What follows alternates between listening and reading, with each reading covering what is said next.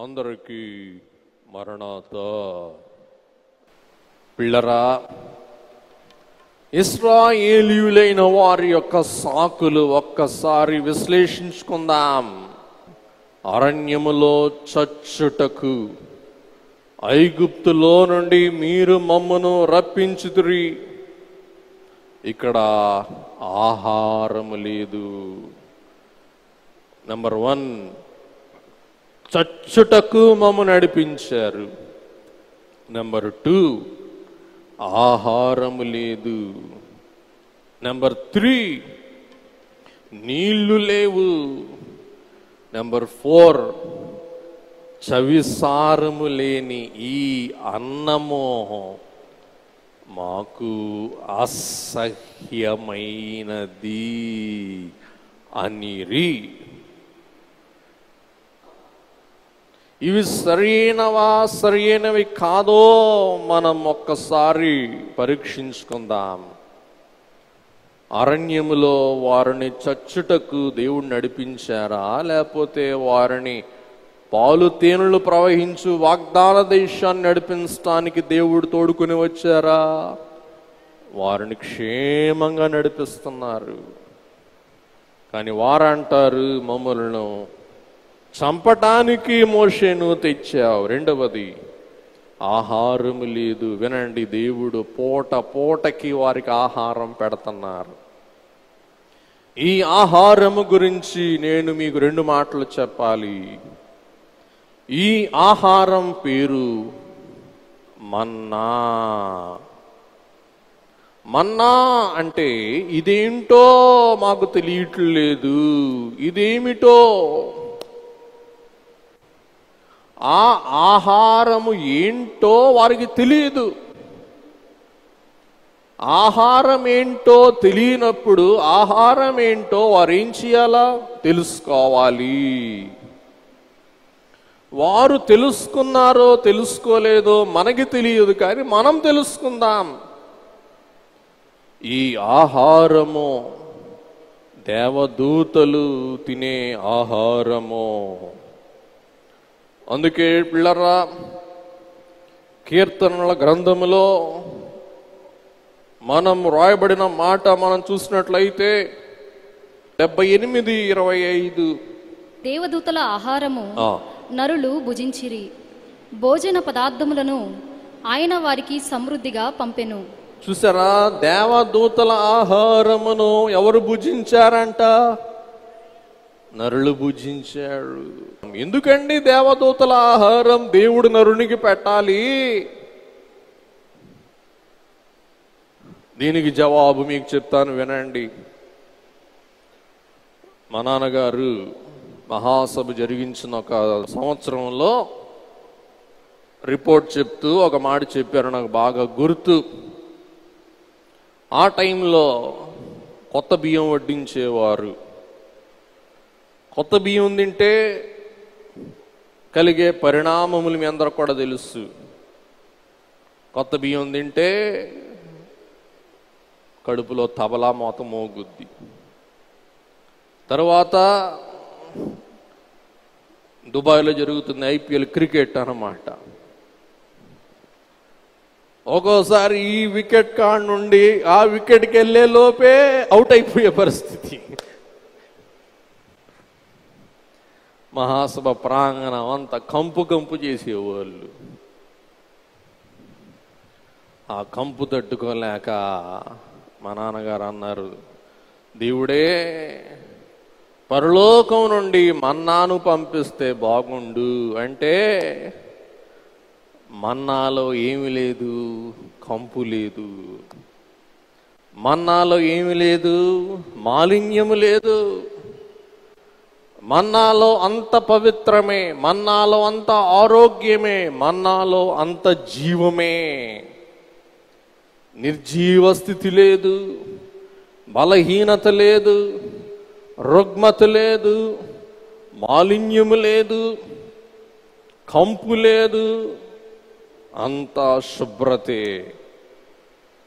ఇప్పుడు మీకు అర్థమై ఉంటుంది, 20 లక్షల మంది ఆ పాలెమును కంపు చేస్తే అప్పుడే వారు కలరాతో చచ్చిపోయేవారు. ఈ కలరా వ్యాధి రాకుండా దేవుడు వారికి ఏం పంపించారు చెప్పండి? మన్నా. పిల్లరా, దేవదూతలు పరిశుద్ధులు. అట్టి పరిశుద్ధులైన వారికి దేవుడు పెట్టే ఆహారము కూడా ఎటువంటిది చెప్పండి? పవిత్రమైనది. 40 సంవత్సరములు తిరిగి వారు పాలు తేనెలు ప్రవహించు కానాను దేశమునకు వెళ్ళి కోత కోసే వరకు దేవుడు వారికి మన్నాను అన్నంగా పెట్టినా వారేమంటున్నారు? మాకు ఆహారము లేదు. ఇంకా గనుక మనం చూస్తే దేవుడే వారికి జలము సమృద్ధిగా ఇచ్చాడు.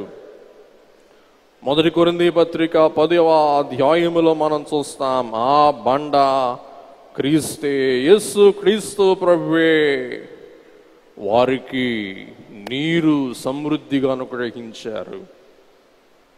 అలాగుననే పిల్లరా, వారికి ఏ లోటు లేకుండా దేవుడు ఉదయం మేఘ స్తంభమును రాత్రి అగ్ని స్తంభమును నిలిపి వారిని క్షేమముగా నడిపిస్తూ ఉన్నారు. దేవదూతల ఆహారమును వీరేమంటున్నారు చెప్పండి? అసహ్యమైనది. చెప్పాలి అందరూ ఒకసారి. ఏమన్నారంటండి? అసహ్యమైనది అనొచ్చా చెప్పండి? పిల్లరా, ఎలీషా గారు దైవజనుని దగ్గర ఉండి పరిచర్య చేస్తూ ఉన్నప్పుడు కూరలో ఉప్పు తక్కువైందన్నారంట. దైవజనుడు విన్నారంట. వెంటనే ఎలీషా గారిని పిలిపించారంట. ఎలీషా, ఏమన్నావు? అయ్యగారు, ఉప్పు తక్కువైంది. జాగ్రత్త, ఉప్పు తక్కువైందని నువ్వు సాకు చెప్పావు, నువ్వు వధువు సంఘంలో చేరలేవు, మోక్షానికి వెళ్ళలేవు అన్నారంట. చూసారా? ఉప్పు తక్కువైందన్న మాట కూడా అయ్యగారు దృష్టిలో ఏం చెప్పండి? పాపమే, పాపమే. పిల్లరా, ఇక్కడ దేవదూతల ఆహారము తినే ఇశ్రాయేలీయులైన వారు ఆ దూతల ఆహారమునకు వారు వెరచి వారు ఆహారమును ఏమంటున్నారంటే అసహ్యమైనది. ఇప్పుడు చెప్పండి, దేవుడికి కోపము రావటం న్యాయమా, రాకపోవటం న్యాయమా? రావటమే న్యాయం. సహజంగా ఎవరికైనా వస్తుంది. ఇశ్రాయేలీయులైన వారి యొక్క సనుగును బట్టి దేవునికి కోపం వచ్చింది. కోపం వచ్చిన దేవుడే తాపకరమైన సర్పములను పంపించారు. ఈ తాపకరమైన సర్పములు అరణ్యములో వచ్చేసినాయి, పాములు వచ్చేసినాయి. తాపకరమైన అంటే నెగనెగలాడే, మెరిసిపోయే, ఇంకా మనం చూస్తే అగ్ని వంటి సర్పాలు వచ్చేసినాయి అంట. సర్పం అంటే శాపము. ఏదైనా తోటలోనికి శాప ప్రవేశము కలుగుటకు మూలము సర్పము. సర్పమే శాపానికి ప్రతిబింబము. గతములో మీకు చెప్పాను, సర్పం బహుయుక్తి గలది. సర్పానికి మనకి లాగే ఇతర జీవులకు లాగే కాళ్ళుండే అంట. సర్పం సాతానుకు సందేవటం బట్టి దానికి ఏం కలిగింది చెప్పండి? శాపం కలిగింది. దేవుడు కాళ్ళు తీసేసి నువ్వు పొట్ట మీద పాకుతావు, నువ్వు నేల మంటిని తింటావు అని శాపాన్ని దేవుడు సర్పం మీద మరి ప్రొనౌన్స్ చేసినప్పుడు, సెలవిచ్చినప్పుడు సర్పం శాపగ్రస్తమైనది. పిల్లరా, ఈ తాపకరమైన శాప సాధనమై ఉన్న సర్పాలు ప్రవేశించినప్పుడు అవి ప్రజలను కరవగా ఇశ్రాయేలీయులలో అనేకులు చచ్చిపోయి ఆవేళ సర్పపు కాటు ఈవేళ కరోనా కాటు, ఆవేళ సర్పము, కనపడే సర్పము. ఈవేళ కరోనా అనే శాపము. ఏ శాపము? కంటికి కనపడని శాపము. పిల్లరా, భయంకరమైన శాపము. ఆవేళ పాము కరిస్తే 105 జ్వరం, 104 జ్వరం వచ్చేదంట. ఒళ్ళంతా అగ్గివలే మారిపోయేదంట. కాటు వేసిన వానికి పస్కరల రోగం వచ్చేదంట. ఒళ్ళంతా పచ్చగా మారిపోయేదంట, మరణించేవారంట.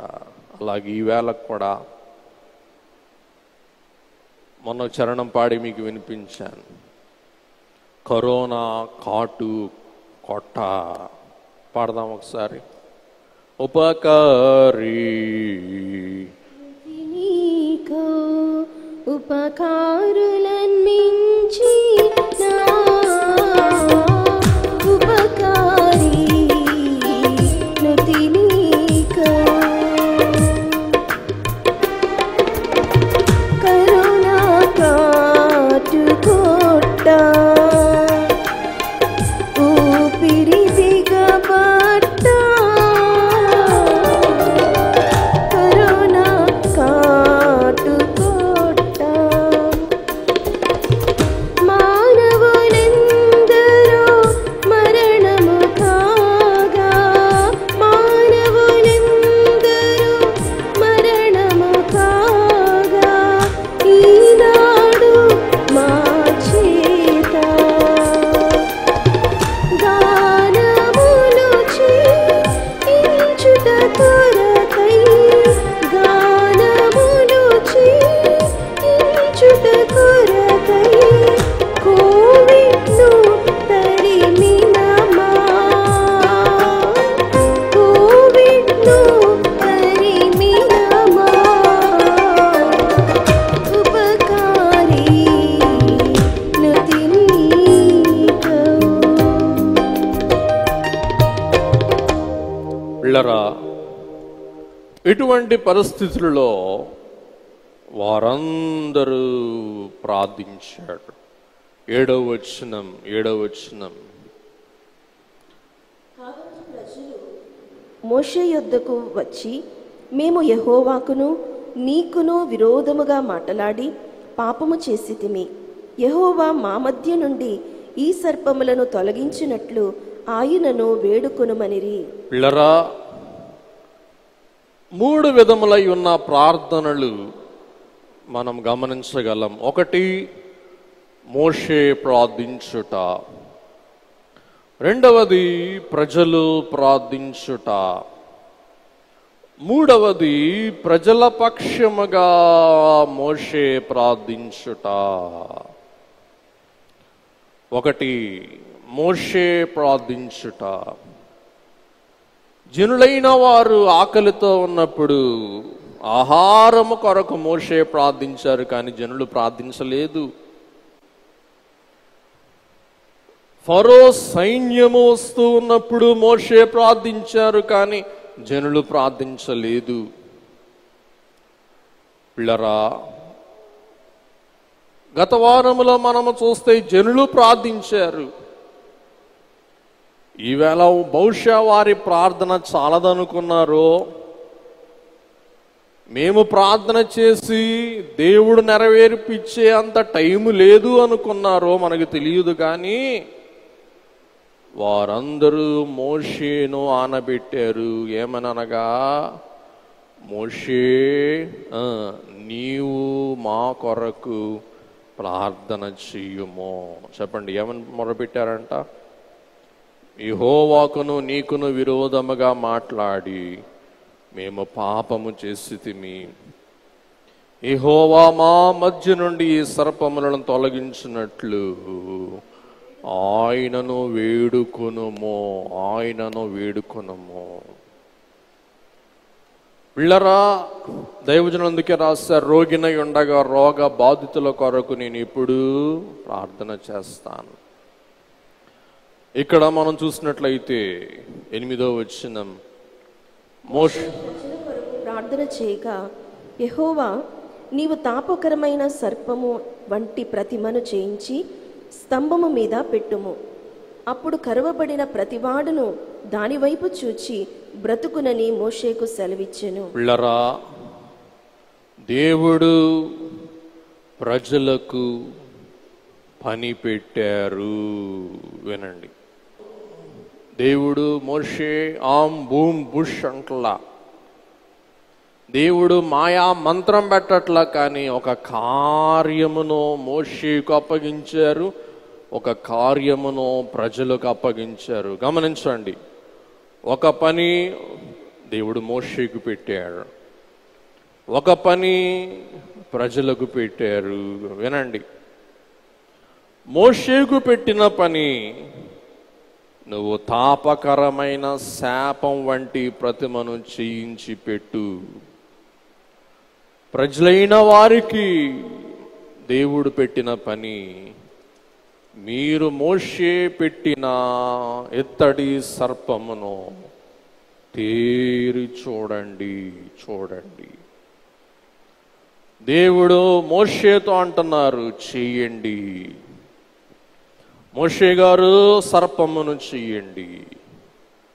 సర్పం అంటే శాపమును చెయ్యండి. దేవుడు ఇశ్రాయేలీయులు అంటున్నారు, చూడండి. ప్రభునందు ప్రియులారా, ఇప్పుడు మిమ్మల్ని అడుగుతూ ఉన్నాను, చెయ్యటము కష్టమా, చూడటము కష్టమా? చెయ్యటమే కష్టము, చూడటము కష్టము కాదు.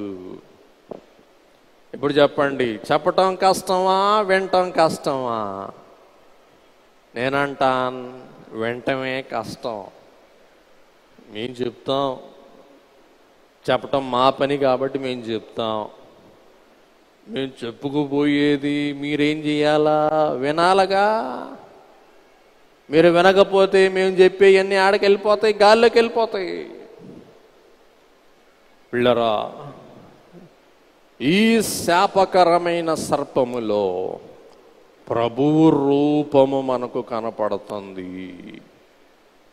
ఆయన మన కొరకు శాపముగా మారి, ఆయన మన శాపమును ఏం చేశారు? పరిహారము చేశారు. పిల్లరా, ఆయన శాపముగా మారటం బట్టి మన శాపము ఏమైంది? తొలగిపోయింది.